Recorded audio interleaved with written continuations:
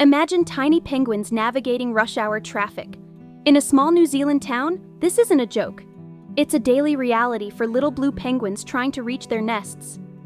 These adorable birds waddle through city streets, facing significant dangers from vehicles and human activity.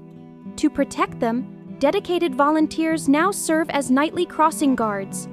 They ensure these vulnerable creatures can safely cross roads, guiding them away from harm.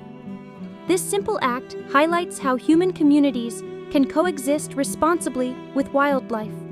It's a powerful reminder that small acts of care can make a huge difference in keeping our natural world safe.